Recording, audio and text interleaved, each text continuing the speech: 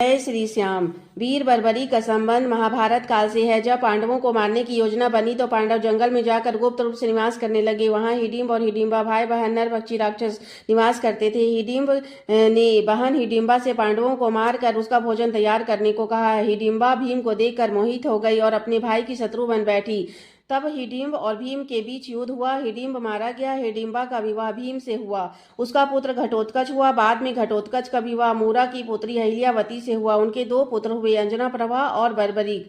वीर बर्बरीक बचपन से ही शिव भक्त थे। उन्हें भगवान शिव द्वारा 3 बाणों का वरदान प्राप्त था। वे एक बाण से ही पृथ्वी के समस्त शत्रुओं का वध कर सकते थे। महाभारत युद्ध में शामिल होने के लिए जब वीर बर्बरीक ने माता से आज्ञा मांगी तो माता ने उन्हें हारने वाले पक्ष की ओर से युद्ध करने की आज्ञा दी और उन्होंने माता को वचन दिया। जब वे युद्ध में शामिल होने के लिए नीले घोड़े में सवार होकर जा रहे थे तो भगवान श्री कृष्ण ने साधु वेश में उन्हें रोका और कहा, कहाँ जा रहे हो? तब वीर बर्बरीक ने सारी बात बताई। भगवान श्री कृष्ण ने कहा कि तुम इतने ही बलशाली हो तो इस पेड़ के पत्ते को एक बाण से छेद कर दिखाओ। वीर बर्बरीक ने एक बाण चलाया। पेड़ का सारा पत्ता छीद गया।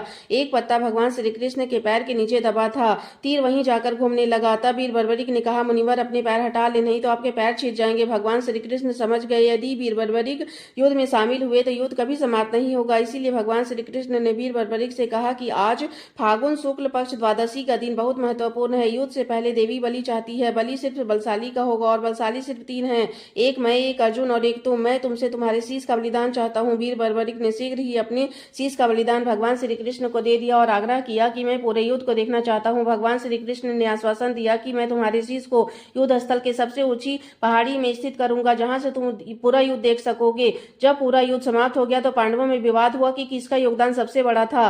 वीर बर्बरीक के पास आए। वीर बर्बरीक ने कहा कि मुझे पूरे युद्ध में सुदर्शन चक्र ही दिख रहा था। इसके बाद भगवान श्री कृष्ण ने वीर बर्बरीक को आशीर्वाद देते हुए कहा कि कलयुग में तुम श्याम नाम से जाने जाओगे। तुम हारे का सहारा होगे। जो भी हारा हुआ तुम्हारे चौखट में आएगा वह कभी खाली हाथ नहीं जाएगा।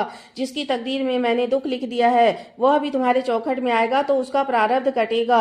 और उसके बाद उसके वीर बर्बरीक के शीश को शरावती नदी में प्रवाहित किया गया। नदी बहते हुए खाटू ग्राम पहुंची। नदी जब वहां जाकर सूख गई तो शीश वहीं दबा रहा। एक ग्वाला प्रतिदिन गायों को चराने के लिए जाता। राधा नामक गाय वहीं स्थान पर रुक जाती और उसके स्तन से दूध की धारा बहने लगती। तब ऐसा लगता जैसे कि जमीन के अंदर से कोई दूध पी रहा हो। जब ग्वाला ने राजा स्वरूप सिंह चौहान से यह बात कही तो राजा ने वहां की गुड़ाई करवाई तो एक बक्सा निकला जिसमें काले शालिग्राम के रूप में वीर बर्बरीक का शीश प्राप्त हुआ। राजा ने उसी स्थान पर मंदिर स्थापित करवाया और देव उठनी एकादशी के दिन शीश को मंदिर में स्थापित करवाया। इसी दिन वीर बर्बरीक का खाटू श्याम बाबा के नाम से जन्मोत्सव मनाया जाता है। हारे